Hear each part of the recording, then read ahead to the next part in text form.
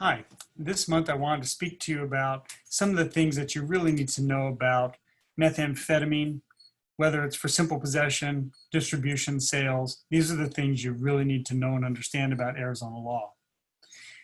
Many questions I'm asked concern what we call Prop 200. Prop 200 was an initiative, in other words, a citizen-motivated change in the law, probably about a decade old now, where if you're convicted of a first-time simple possession case under Prop 200, now codified at the revised statutes 13901.01, you are guaranteed probation, and that probation has no initial jail component.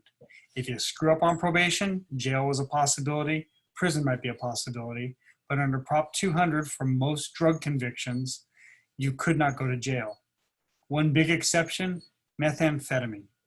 If you are convicted of methamphetamine, even on a first offense, you might be guaranteed probation, but the no jail aspect is off the table. You could be put in jail for up to 1 year on a first-time conviction. Some of the other things you need to know about possession of methamphetamine. When we talk about possession, possession can be what we call actual, meaning you're physically holding it. It's in your pocket, it's in your hand, that's actual possession. Most drug cases are actually what we call constructive possession. In other words, it's on the floorboard of your car, it's in your suitcase, it's somewhere within your reach, grasp, control. So that's based on circumstantial evidence. So the cop comes in, testifies, hey, look, he's the only person in the car, the stuff's sitting there in the center console. That's going to be a constructive possession case. The only way you get around that is by arguing you did not know and could not know that the drugs were there. Another thing you need to be aware of, this mostly applies to manufacturing or sales type cases, but if you're charged with a conspiracy to possess, conspiracy to sell, or aiding and abetting, in other words, you're the person driving the person to go get the drugs. Even though you're physically not holding on to the drugs, if you're charged with a conspiracy or aiding and abetting, you are actually prosecuted at the same level, facing the same penalties as the person who's actually committing the crime. Just keep that in mind when you're hanging around with the wrong friends. If the cops believe that you're using your phone to transact drug business, that could be just a text message saying, hey, where do you want to meet up? That's a real problem, and quite honestly, that could be another felony, using an electronic device as a means to further a drug transaction. Kiss your phone goodbye. If they catch you doing that, they're going to seize your phone. Whether they can look into it, that may or may not be a warrant issue, but they can seize it right then and there and then figure out what to do with it later on. As a practice note, if they do seize your phone, please do not give them the password. That's a whole different can of worms we don't need to get into, but you have no obligation whatsoever to ever give them passwords to anything. When we talk about drug offenses in Arizona, a lot of people talk about deferred prosecution. In the old days, upwards of about the summer of 2020, it used to be TASC. And when I was a narcotics prosecutor way back in the 1980s, TASC was the entity that put deferred prosecution on the map.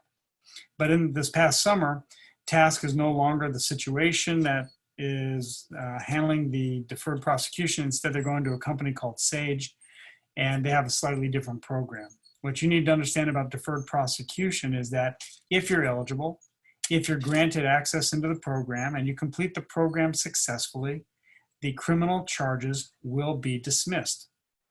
That's a win. But keep in mind, to get there, that means the case has already been filed, and now you're trying to work out the back end. It means on a public data search, it's going to show the charges having been filed. You went through the program and the case was dismissed.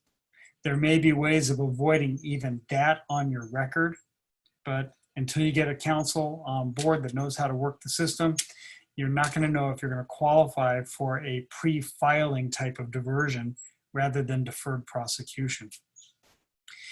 Finally, when we start talking about methamphetamine, we need to talk about the penalties. Methamphetamine in Arizona, simple possession is what we call a class 4 felony. It's middle of the road. Homicides are your class 1, marijuana is your class 6. The quantity can move the felony level up or down a little bit on just about all these drugs.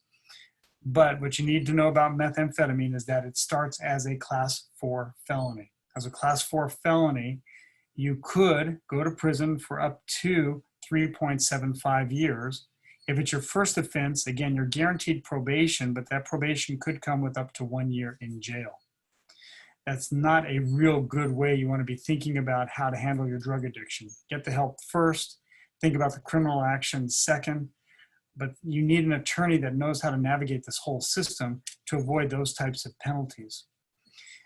If you get the deferred prosecution, great, you avoid all of that, but that is not a guarantee. So finally, when we get a methamphetamine case, any drug case for that matter, as experienced counsel, the real issue is what kind of defenses can we develop for you? Whether or not you're guilty or innocent, when they dangle deferred prosecution out there, you almost have to consider it because it's the only guaranteed dismissal. You have to earn it.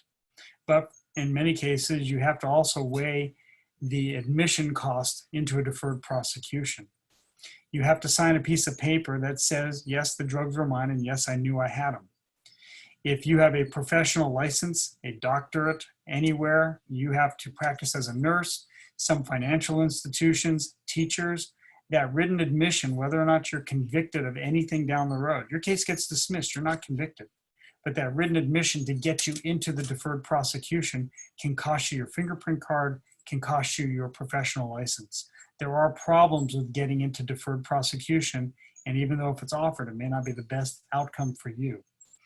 If that doesn't work, what other angles can I do as an expert in criminal defense to protect you on a drug charge?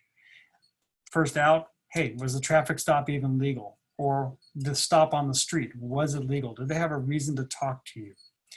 Was the search to find the drugs legal? Was an informant used? I've had cases where the informant, they say is confidential, but after digging, they're far from confidential. They're far from experienced. They're playing games, and we don't like that at all as defense counsel. Was there a search warrant, or did you consent to the search? Please never, ever consent to a search. Make them do their homework. And the last one is, were you being entrapped? Entrapment is tricky. It doesn't work too often. The facts have to be absolutely right. And that is a real technical defense that you're going to need experienced counsel to raise.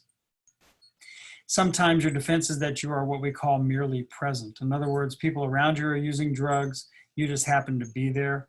Again, a tough defense to prove. Sometimes those friends that are there will flat out say you had nothing to do with it, but it doesn't mean you won't get charged. Most of the time you get charged. That document is out there in the public database showing you were charged, and it's only with the work of attorneys that you can get the prosecutor to understand you were truly just merely there. The last one, it doesn't apply to methamphetamine, but for other drugs, if you can show you have a legal prescription for that drug, that's a defense through and through. So that's kind of the meat of how drug cases are handled, specifically methamphetamine. When you're charged with a drug offense, there are many angles, many concerns. The collateral consequences can be severe. So if you or your friends ever have any issues regarding criminal charges or an investigation involving drugs, and hey, reach out to the Snader Law Group. I or one of my experienced attorneys will certainly be able to help you navigate what could be life-changing potential outcomes in your matter. Thank you.